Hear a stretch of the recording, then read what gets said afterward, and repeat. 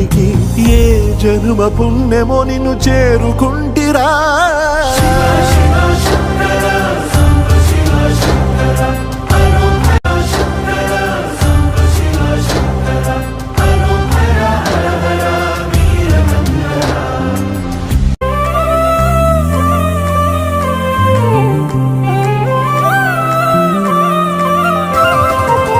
స్వర్ణముఖి తడుపుతున్న బండరాయిలోన లింగమయ్య నీవే నాకు తోచినావుగా.